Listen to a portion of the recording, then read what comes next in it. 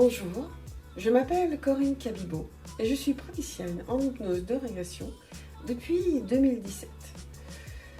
Je suis également formatrice en hypnose de régression et je fais également des supervisions auprès de praticiens certifiés qui ont besoin d'être accompagnés pour progresser dans leur pratique. Pourquoi ce podcast quantique ? Eh bien, tout simplement parce qu'il n'existe nulle part ailleurs ce genre de format qui permet de savoir ce qui se passe de bien ou de moins bien dans une séance de régression. Pourquoi ça arrive ? Qu'est-ce qui arrive ? Et comment on le règle ? Quelles sont les conséquences aussi pour la personne ? Quels sont les sujets que la personne a besoin d'explorer ? Quels sont parfois ses questionnements ? En fait, qu'est-ce qu'on peut faire, régler avec une hypnose de régression ?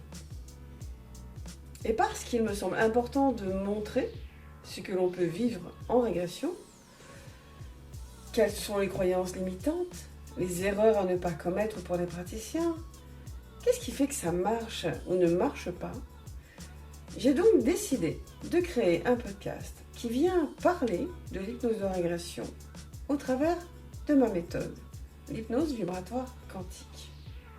J'ai été formée à la méthode de Dolores Cannon sur les vies antérieures en 2017. Quelques mois après, je constate la difficulté de certaines personnes à voir sous hypnose. Et donc, je m'intéresse à explorer comment il serait possible de permettre à des personnes dans le mental ou qui n'ont pas le sens de la vue développé de pouvoir quand même vivre une séance d'hypnose régressive qui soit aidante et libératrice. J'explore alors toutes les facettes et les difficultés de cette technique, ces zones cachées, ce qu'on ne dit pas lors de nos formations, l'importance du placement de la voix, de la posture du praticien, de ce qui fait que le praticien est un facteur clé déterminant pour une séance réussie. Comment on peut détourner le mental ? Qu'est-ce qui fait qu'une personne ne lâche pas prise ? Et comment l'aider à contourner cet obstacle ? Et puis je réalise aussi que les vies antérieures, c'est bien, mais que pouvoir aller bien plus loin, c'est encore mieux.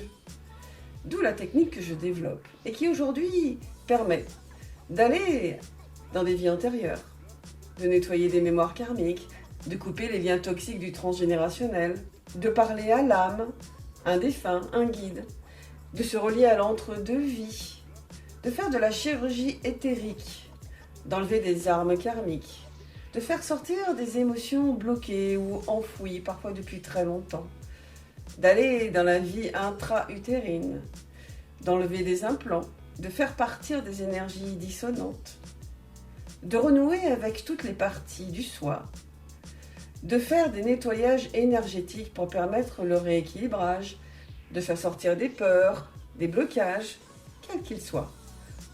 Enfin, tout un panel d'actions possibles en fonction de la problématique rencontrée. Rien ne m'arrête dans cette hypnose de régression. Étant considéré comme un HPE, au potentiel émotionnel, je suis, comme disent mes amis, une dendrite et un pitbull. Je ne lâche absolument rien. Je ne laisse absolument rien passer qui puisse être en contradiction avec la personne ou qui puisse être gênant pour elle. Je vais chercher dans tous ces recoins, quels qu'ils soient, pour qu'elle reparte libérée de tout ce qu'elle est venue libérer, voire même ce qu'elle ne savait pas devoir libérer. Chaque podcast viendra parler d'une problématique ou d'une séance, de ce qui a été rencontré comme obstacle, de ce qui a été résolu, comment cela a été résolu, pourquoi la personne est venue faire une séance, quels sont les sujets que l'on peut rencontrer et quelles sont les techniques que l'on peut utiliser.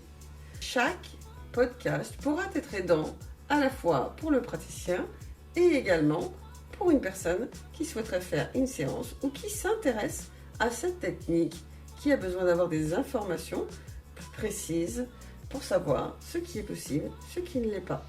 Aujourd'hui, je viens vous parler de mon cas, de ce que moi j'ai vécu en hypnose de régression. Pour commencer, je vais revenir à ma toute première séance, vécue moi en tant que sujet, peu avant de me former à cette technique. Dans mes questionnements, j'avais une problématique physique, c'est-à-dire qu'on m'avait diagnostiqué une dizaine d'années plus tôt une maladie orpheline qu'on appelle une autospongiose.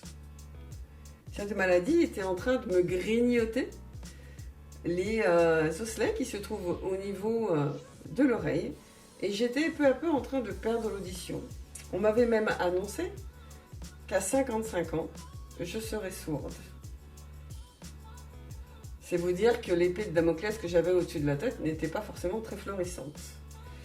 Et donc j'avais besoin de savoir qu'est-ce qui s'était passé, qu'est-ce qui avait fait que mon corps puisse réagir de cette manière. Pourquoi cette maladie s'était déclenchée? Alors, certains médecins m'ont dit qu'il y avait un phénomène génétique et qu'il ne fallait pas aller chercher plus loin, que déjà ma grand-mère était morte sourde, que mon oncle était sourd et que mon frère était également touché par cette maladie. Mais cette notion de fatalité est un peu compliquée pour moi. Je considère toujours que quelque chose est possible, même quand c'est impossible. J'ai donc souhaité faire une séance pour différentes problématiques, différents questionnements, mais aussi pour cette histoire de maladie. Et lors de la séance, ce que j'ai appris, quand j'ai réalisé que ma conscience amplifiée me permettait d'accéder à autre chose, vous savez, l'iceberg, la partie immergée de l'iceberg, qui correspond à plus de 90% de l'inconscient.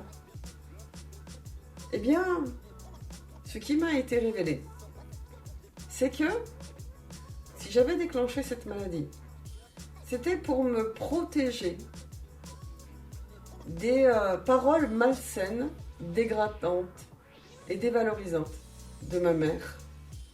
Mon corps, comme il ne savait pas fonctionner différemment, comme il n'avait pas cette capacité de la rejeter, puisqu'il y a une fidélité inconsciente de l'enfant à la mère, et lorsqu'on est avec une mère manipulatrice, c'est compliqué de sortir de ses griffes.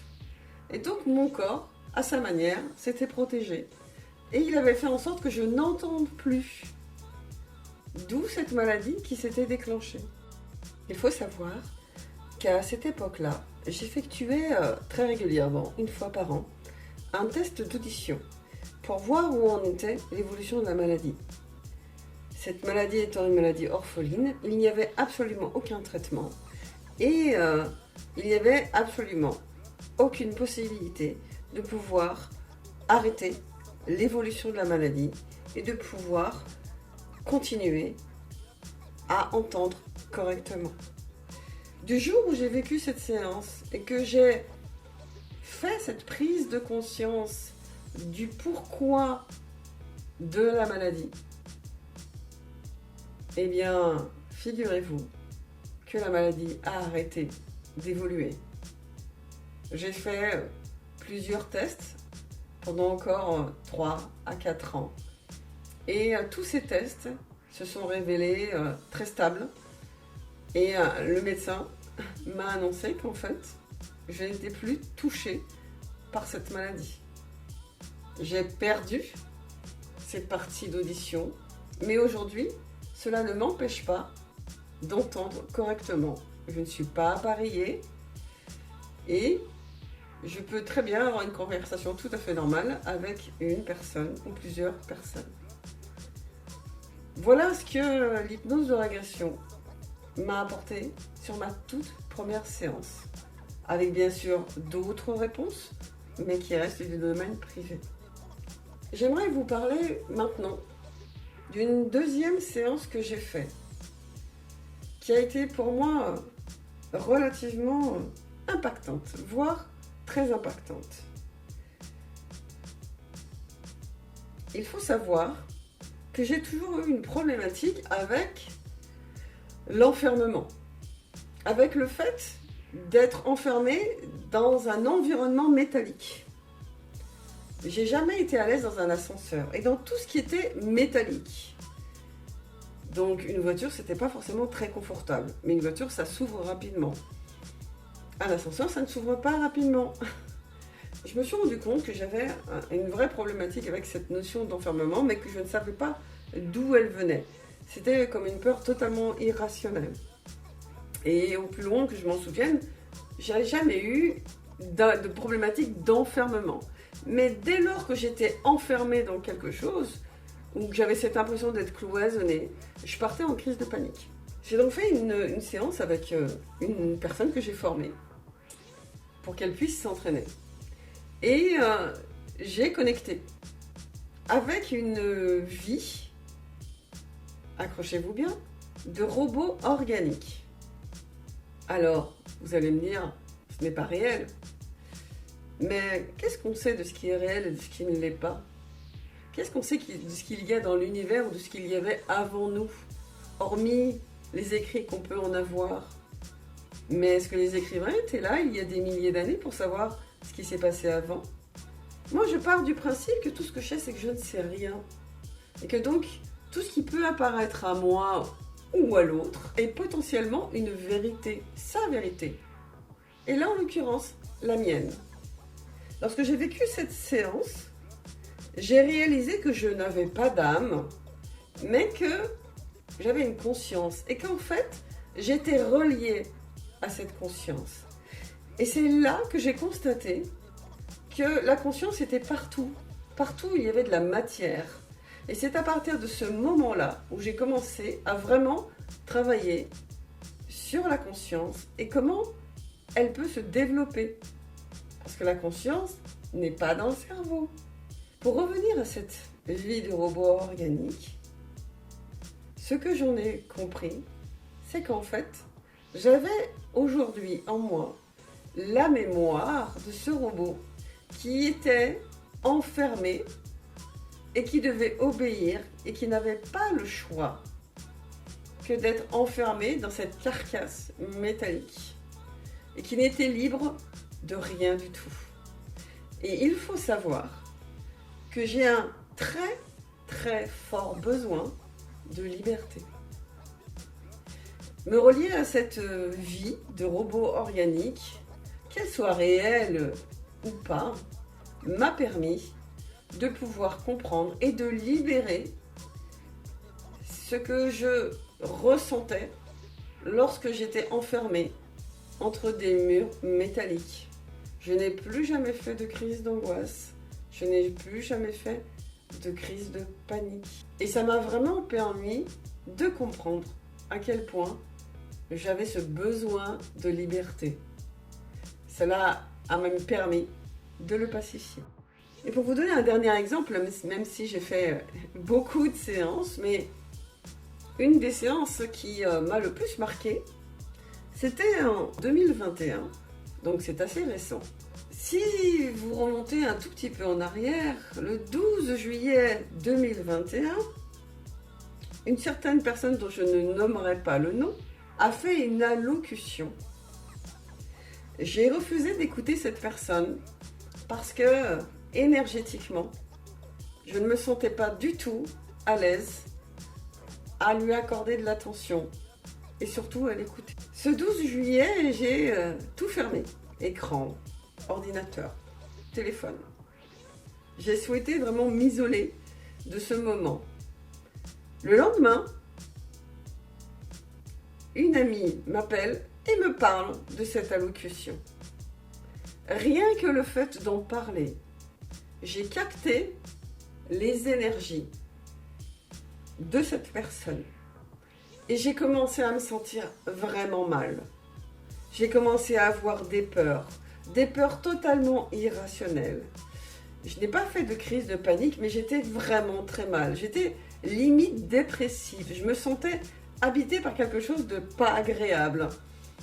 J'ai contacté une amie qui ne comprenait pas pourquoi, en fait, je réagissais comme ça, alors que d'habitude, je suis quelqu'un de très calme, très posé, qui sait prendre du recul sur les choses, qui ne me laisse pas emporter par n'importe quoi. Il faut savoir que cette amie devait venir me voir le 17 juillet. Elle est donc arrivée chez moi et elle m'a proposé le lendemain, le 18 juillet, de faire une séance.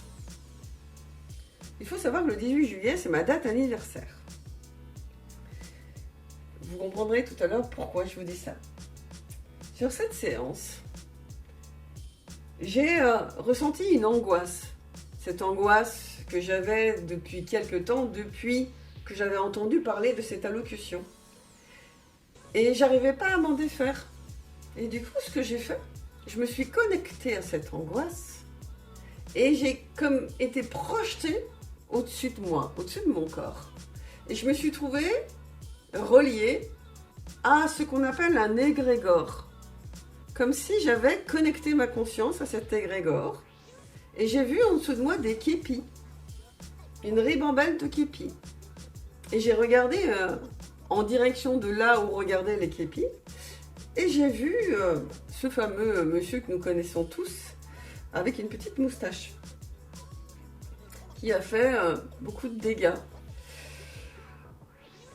humains.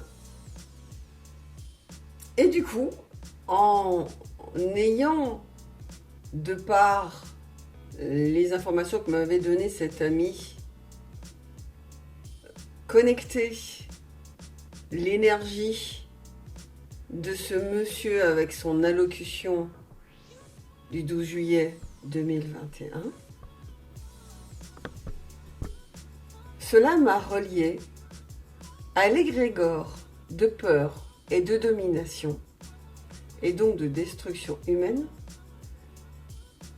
de ce petit monsieur à moustache, il y a 80 ans.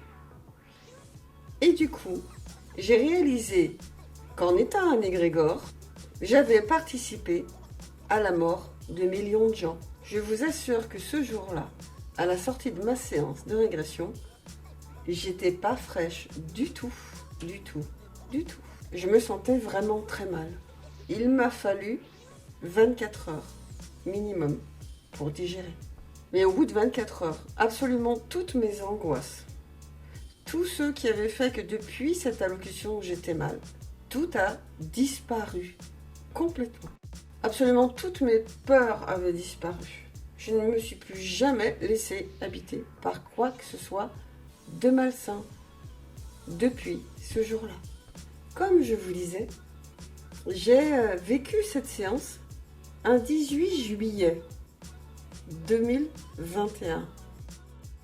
Ce qu'il faut savoir, et ça je m'en suis rendu compte après quand j'ai fait des recherches, c'est que le livre Mein Kampf est sorti un 18 juillet.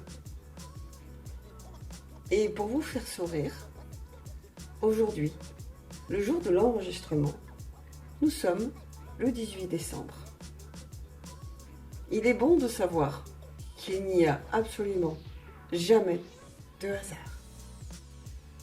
Voilà quelques exemples de ce qui peut arriver dans une hypnose de régression et quelles sont les conséquences.